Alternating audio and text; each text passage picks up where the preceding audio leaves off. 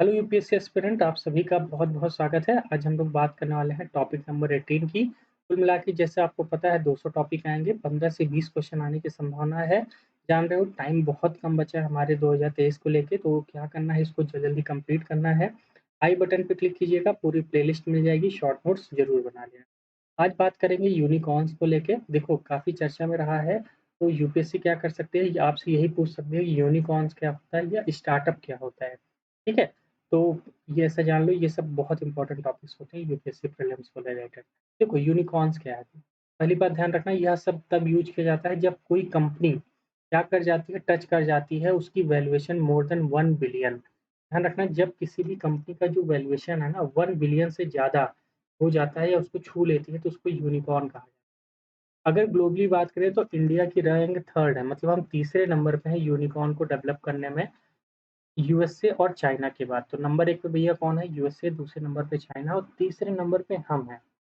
जब हमारे यहाँ जो स्टार्टअप्स हैं मतलब जो कंपनियाँ हैं वो 1 बिलियन तक का बिज़नेस कर रही हैं, ठीक है? और इनका जो टोटल नंबर है यूनिकॉर्न्स का वो भी क्या है जो सिस्टम है किसका स्टार्टअप का उसके साथ सीधी-सी मैच करती हैं। देखो आती ही इकोसिस्टम है, मतलब कह सकते हो ना कि जो यूनिकॉर्न्स हैं, जैसे मान लीजिए मैंने कोई बिज़नेस शुरू किया, धीरे-धीरे बढ़ के वो इतना बड़ा हो गया कि 1 बिलियन उसकी वैल्यूएशन हो गई, तो माना जाएगा यार वो यूनिकॉर्न बन गया है, ठीक है? अब देखो जो डीपीआईआईटी है मतलब जो भारत की एक संस्था है, जानते होगे इसके बारे में।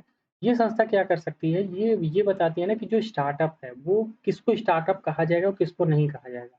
तो सबसे पहले उसने कुछ क्राइटेरिया ध्यान में रखे हैं, इन्हीं क्राइटेरिया को हमें भी ध्यान में रखना है। पहला है कंपनी की ऐज, ध्यान रखना 10 साल से ज़्यादा उसका ऐज नहीं होना चाहिए जब से वह कंपनी बनी है।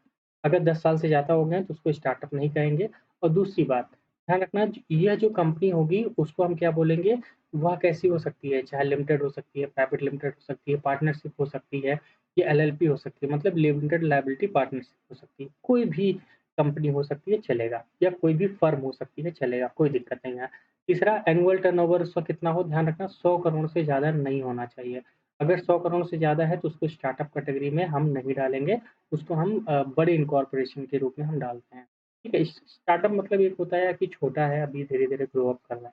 ठीक है? तो ध्यान रखना not exceeding 100 crore at any the financial year since it's corporation. जब से वो बनी है तब से वो ने इस स्टार्टअप को पार नहीं करा, मतलब 100 करोड़ पार नहीं कर पाई है। ठीक है, अगला original entry. Entry should not have been form by the splitting up a reconstruction already existing in the business. मतलब जो एंटिटी है, जो ओरिजिनल एंटिटी है, वो क्या है कि फॉर्म हुई है किसी अलग से हट के तब भी माना जाएगा। जैसे मान लो कि जैसे मान लेते हैं कि कोई रिलायंस कंपनी है ना, अब रिलायंस ने क्या किया एक नई कंपनी बना दी, ठीक है? मान लेते हैं उसने एक सब कंपनी बनाई अपने अंडर में ही, तो उसको स्टार्टअप कैटेगरी में नहीं मानेंगे। क्यों? क्योंकि वो ओरिजिनल नहीं है। देखो उसका सपोर्ट है किसी न किसी का, तो उसको स्टार्टअप नहीं कहते हैं।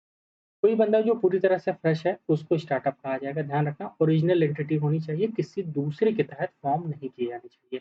अगला इनोवेटिव और स्केलेबल हो, जो उसका बिज़नेस हो वो स्केलेबल हो, ये तो बस ऐसे ही बात कही गई है। ध्यान रखना अभी कुछ हाल में ने इंडिया ने क्रॉस किया है 100 यूनिकॉर्न से ज़्यादा हो गए हैं इंडिया में, तो ये बहुत बड़ी बात है और इनकी वैल्यूएशन देखा जाए तो 25 लाख करोड़ से भी ज़्यादा है। तो यूपीएससी स्टेटमेंट बना सकती है कि इंडिया ने अभी 100 यूनिकॉर्न्स का माइलस्टोन नहीं पार किया है, तो कह दीजिएगा नहीं भैया पार कर लिया है। ठीक है? और इसके ऊपर जो मैंने ये बातें बताई, बस इतनी बात ध्यान रखना, आपको अगर यूनिकॉर्न से क्वेश्चन आएगा, तो बिल्कुल गलत नहीं होगा। देखो अभी हम 3rd रैंक पे चल रहे हैं, यूपीएससी यहाँ से क्वेश्चन नहीं पूछा है, ध्यान रखना मोस्ट इम्पोर्टेंट हो जाता है, आपसे पूछ ले। रैंक आगे-पीछे कर सकता है, तो इसलिए रैंक को ज़रूर ध्यान रखना। रैंक पे क्वेश्चन पूछता है यूपीएससी, ये मत सोचना नहीं पूछता, पूछता है। और इसकी वैल्यूएशन, ठीक है? चलिए फिर मिलेंगे अगले सेशन में, तब तक के लिए एन्जॉय करिए, पढ़ते रहिए।